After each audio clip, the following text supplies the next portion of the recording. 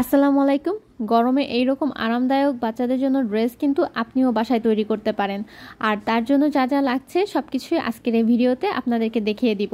এইখানে আমি এক টুকরো কাপড় নিয়েছি, যেটা 18 ইঞ্চি বাই 40 ইঞ্চি আছে, যেটাকে আমি 2 ভাঁজ করে নিয়েছি। এরপর মাঝখান থেকে আমি আরও একটা ভাঁজ দিয়ে নেব এবং এখানে আমি হাতার জন্য মাত্র 8 ইঞ্চি বাই 2.5 ইঞ্চি 2 পার্ট কাপড় নিয়েছি এবং সেটাকে সরিয়ে রেখে আমি এখান থেকে বগলের জন্য বা আর্মের জন্য 2 ইঞ্চি ডিপ করে আমি এখানে হাতার শেপে কেটে নিব। আমার এখানে কাপড় কম থাকায় আমি উপরে হাতার অংশটা কিন্তু আলাদা চিকন একটা কাপড় নিয়ে নিয়েছি। আর এখান থেকে আমি কোনো গলা কাটবো না, কারণ আমার কাপড় কম আছে। বেবির জামার লম্বাই লাগে 18 ইঞ্চি আর এখানে 18 ইঞ্চি কাপড় আছে, এই জন্য আমি গলার অংশের জন্য হাতার অংশটা আলাদা করে চিকন করে কেটে নিয়েছি। তো প্রথমেই আমি যে কাজটা করব, যে 2 ইঞ্চির মতো ডিপ কেটেছিলাম সেটাকে আমি ভাঁজ দিয়ে সেলাই করে নিব। আপনারা চাইলে এখানে পাইপিং লাগাতে পারেন, কিন্তু আমি একেবারে সহজ পদ্ধতিতে জামাটা তৈরি করব। হাতার অংশ ভাঁজ করে সেলাই করার পরে আমি মিডিলে একটা চিহ্ন দিয়ে নিব এবং চিহ্নটা দেওয়ার পরে আমি এখান থেকে কুচি কুচি দিব। কুচি কুচি দিয়ে ঠিক মিডিল পয়েন্টে এসে স্টপ করে দিব, আবার অপর সাইড থেকে আবার কুচি কুচি দিয়ে মিডিল পর্যন্ত চলে আসব। এই প্রসেসে আমি 2টা পার্টেরই কুচি দিয়ে নিব।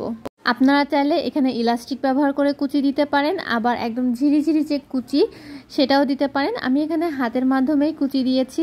প্রত্যেকটা কুচির ধরন কিন্তু আলাদা আর দেখতেও কিন্তু এক একটা কুচি এক এক রকম লাগে। আপনার জন্য যেটা সুবিধা আপনি সেটাই দিবেন।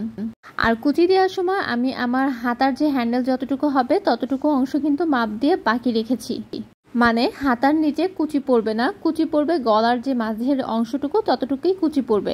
তো এইভাবে আমি 2টা পার্ট কমপ্লিট করার পরে আমি উপরে একটা কাপড় লাগিয়ে সেটাকে উল্টিয়ে চাপ সেলাই করে দিয়ে নিব। এতে করে অনেকটা পাইপিংয়ের মতো দেখা যাবে, আবার জায়গাটা আপনার খুব সুন্দরভাবে সেটিং হয়ে যাবে। আমার কাপড় কম থাকায় আমি অন্য কালারের কাপড় ব্যবহার করেছি, আপনারা এখানে যে কোনো কাপড় ব্যবহার করতে পারেন। কাপড়টা আমি সদর সাইড থেকে লাগিয়ে উল্টা সাইডে নিয়ে যেয়ে আমি ভাঁজ সেলাই দিয়েছি।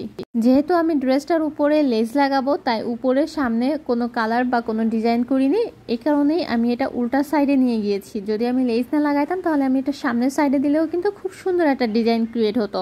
তো 2 সাইডেই আমার হয়ে যাওয়ার পরে আমি হ্যান্ডেলটা লাগাবো এবং হ্যান্ডেলটা লাগানোর পরে আমি কিছু লেস লাগিয়ে নিব। লেসটা লাগানোর পরেই কিন্তু ড্রেসের আসল সৌন্দর্যটা বোঝা যাবে। তো যেথায় যেথায় লেস লাগানো যায় আমি সেখানে আগে বসিয়ে দেখতেছিলাম এবং লাগানোর পরে আমি 2 সাইডে এবং নিচে সব জায়গায় সেলাই করে দিব। সেলাই করার পরেই কিন্তু আমার ড্রেসটা পুরোপুরি কমপ্লিট হয়ে গিয়েছে। এই হলো আমার বাচ্চার 2 বছর বাবুর ড্রেস। আপনারাও চাইলে কিন্তু খুব সহজেই ড্রেসটা বানিয়ে নিতে পারেন। ধন্যবাদ সবাইকে। ভালো লাগলে অবশ্যই সাথে থাকবেন।